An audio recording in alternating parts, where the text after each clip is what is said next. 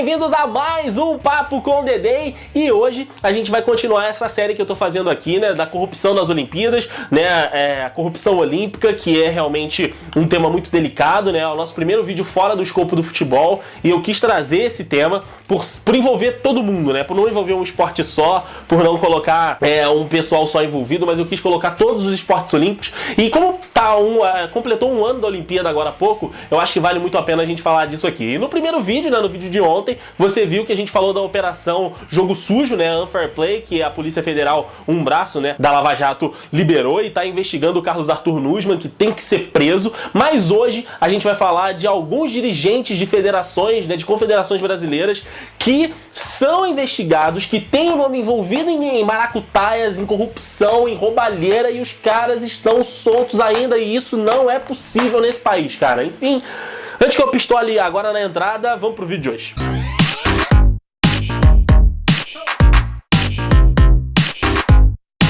Eu quero começar com um dos cases de jornalismo que eu mais gosto na minha vida, que é o dossiê vôlei da ESPN, cara. Foi quando surgiu isso aí, eu fiquei maluco, eu tava ainda, né, entusiasta, né, na faculdade, tava correndo atrás de coisas pra assistir, de coisas pra ver, né, do dossiê vôlei, e eu, sou apaixonado por essa série de reportagens, por essa série de denúncias, que foi o seguinte, foi na época, em 2014, né, a ESPN lá com os seus jornalistas, né, começaram a investigar alguns contratos que o senhor Ari Graça, presidente da CBV à época, fazia, né, de diversas áreas para a CBV, seja ele de marketing, seja ele de distribuição, seja ele de material esportivo, seja ele de qualquer coisa, né, a ESPN e os jornalistas pegaram lá os scouts, pegaram lá os contratos e começaram a estudar isso para ver para onde estava indo o dinheiro, porque a CBV, né, a Confederação Brasileira de Futebol, ela recebe incentivo público do Ministério do Esporte. Tô até gaguejando de tão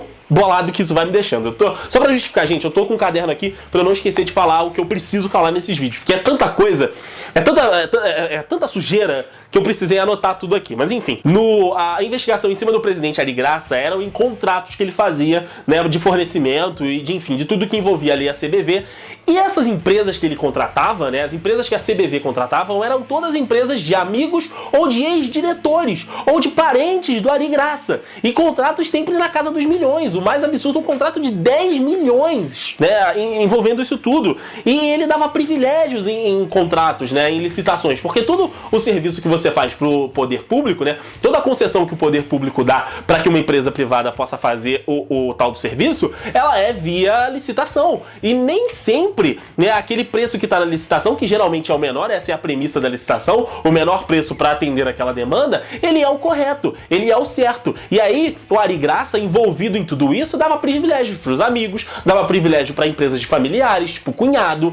Cunhado não é família, mas enfim, dava privilégio para esse tipo de empresa e desviou muito dinheiro nesse tipo de contrato, né? Esse de 10 milhões é 2, cara. Mas então, ele tinha muita coisa envolvida ali com pessoas próximas. E outra, essas vendas, muitas vezes, de serviços, elas têm comissões, e comissões poupudas. E, mais uma vez, sempre quem tinha uma comissão muito alta nos contratos da CBV eram pessoas ligadas ao Ari Graça ou pessoas ligadas à diretoria do Ari Graça. Então, assim, pra onde ia esse dinheiro? E os próprios jogadores de vôlei ficavam sabendo disso e se manifestavam. O Murilo, por exemplo, é um dos grandes críticos desse cara. À época, né, que saiu o dossiê vôlei da ESPN, ele pediu renúncia da presidência da CBV, foi investigado, mas o cara tá solto e hoje ele é presidente da Federação Internacional de Voleibol. Pra você ver como esse cara é influente, pra você ver como esse senhor, esse criminoso, né, porque fazer esse tipo de fraude pública é crime, é improbidade administrativa, é você cuidar mal do dinheiro público, e como vem do Ministério do Esporte, é dinheiro meu, é dinheiro seu, é dinheiro do seu pai, é dinheiro da sua mãe, enfim, que é usado pra qualquer coisa menos ir pros atletas, cara. Eu vou sempre falar isso aqui, que a minha maior indignação é pro desenvolvimento do atleta, cara. Esse país aqui, o Brasil, ele tinha a possibilidade de ser uma potência nos esportes olímpicos, assim como são os Estados Unidos, assim como é a China. Velho, era só ter um pouco mais de respeito com o dinheiro e com o próprio atleta, cara. Aqui é quem vai representar o país em Olimpíada, em Pan-Americano, em Campeonato Mundial. É louco pensar nisso. E os caras só visam o próprio bem. Então, ó, ele tá solto, é presidente da Federação Internacional de Vôlei, numa dessas disputas de mundial, enfim, que o Brasil participou.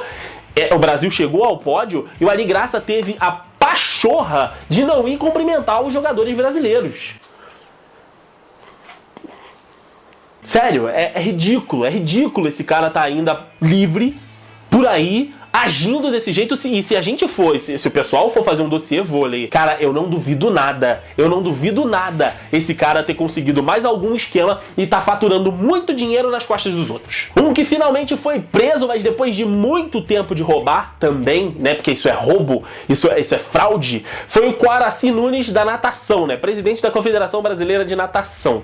Foi o seguinte, no caso do Coaraci, ele desviava recursos públicos, né, também de compra de materiais, né, para os atletas, para investimentos em arenas, para investimentos em clubes, para piscinas, para treinamento, licitações fraudulentas, a mesma coisa, né, que o nosso queridíssimo Ari Graça fazia também, né, em tudo, licitação para tudo da Federação Brasileira de Natação, marketing, divulgação, assessoria de imprensa, serviços, informática, uniformes, o cara fraudou todas essas licitações para faturar em cima dos contratos que a Confederação Brasileira de Natação fazia.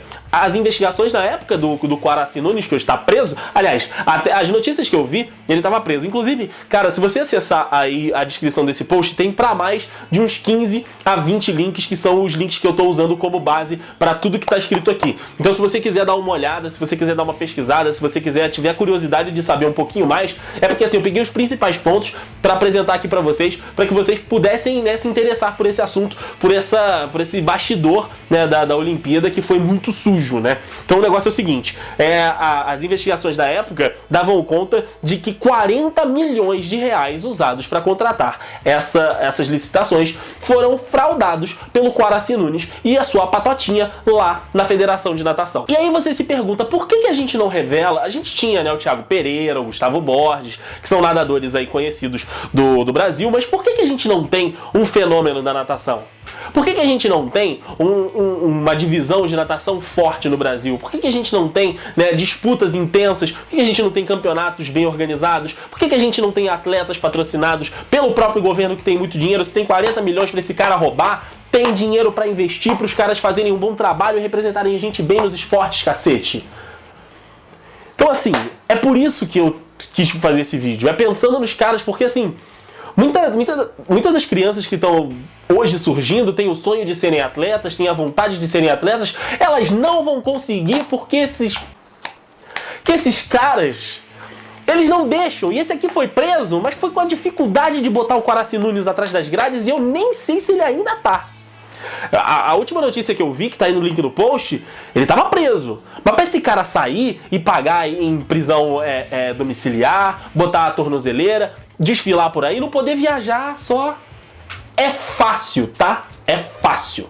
Então, a gente já falou do Ari Graça lá no vôlei, o Coaraci Nunes, e não para por aí não. Não para por aí não. Agora a gente vai pro tatame, pro taekwondo, né? Porque assim, é uma modalidade que ganhou muita notoriedade nas medalhas que alguns atletas, que alguns guerreiros, esses caras de esportes olímpicos que ganham medalhas de esportes que não são tão conhecidos no Brasil, não são tão fomentados, esses sim a gente pode chamar de guerreiros, tá? No taekwondo, o nosso gloriosíssimo Carlos Fernandes, que está livre depois de fraudar 30 milhões de reais de recursos públicos, também em licitações. Tudo, tatame, câmera, transmissão, equipamento, porque o taekwondo você tem que usar uma roupa específica, você tem que usar uma máscara específica, enfim, você tem toda uma indumentária que a confederação tem que fornecer para os atletas. E aí, esse nosso gloriosíssimo Carlos Fernandes, ele fraudou essas licitações em câmeras, tatames, material esportivo, né, tudo ali para a Federação Brasileira de Taekwondo, em 30 milhões de reais, e o cara tá solto. Então assim, realmente fica complicado aí você falar. E pra gente encerrar esse vídeo, que está ficando enorme, mas enfim, eu tinha que falar desses casos aí, porque a gente foi elencando, a gente voltou, né, o primeiro vídeo foi sobre a compra das próprias Olimpíadas aqui, e depois, esses investimentos todos que eu tô falando aqui, gente, foi na época das Olimpíadas ali, pra dar os aparatos pros atletas, pra dar a base pros atletas treinarem, e todas essas licitações foram pra Olimpíada de 2016 aqui do Rio, e todos esses desvios ocorreram morreram no período em que as obras estavam sendo desenvolvidas e que os atletas estavam fazendo a preparação pro Mundial Olímpico. Então, assim, muito dinheiro rodou, muito dinheiro sumiu, muito dinheiro foi parar no bolso dessa gente safada. E o último que eu trouxe aqui é um pouco mais antigo, é o do tênis, é o Jorge Lacerda, que também está livre, presidente da Confederação Brasileira de Tênis, que desviou simplesmente, ele nem fraudou licitação não, ele simplesmente desviou verba. O governo federal, o Ministério do Esporte foi lá, toma aqui esse dinheiro para você investir aí na sua confederação, meu amigo. Ele simplesmente tirou uma parte, botou no bolso, e a outra ele colocou o pouco que o tênis recebe, ele dividiu uma parte pro bolso, uma parte para investir nos atletas. Eu vou ficando por aqui nesse segundo vídeo, sei que ficou um pouquinho grande, mas a gente tem que falar disso, a gente não pode deixar de comentar esses fatos aí que a gente pesquisou e que são parte do nosso cotidiano, infelizmente, porque esse país não é um país sério. Esse país é uma bagunça e cada político safado faz o que bem entende com o dinheiro que ele tem em mãos. Bom,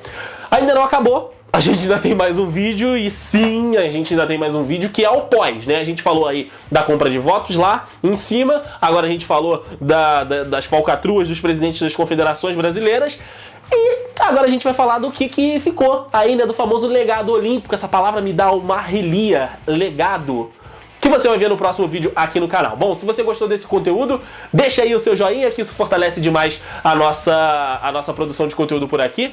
Claro, também, se você quiser compartilhar esse vídeo nas suas redes sociais, vai me ajudar muito. E também me seguir nas redes sociais que estão aparecendo aqui no vídeo, beleza? Bom, o papo tá dado nesse segundo vídeo, mas fica ligado que amanhã sai mais a parte 3 e a última parte dessa série que a gente tem feito aqui sobre as Olimpíadas, né? As Olimpíadas, essa corrupção nas Olimpíadas aqui no Papo com o Dedê. Valeu, obrigado e até lá!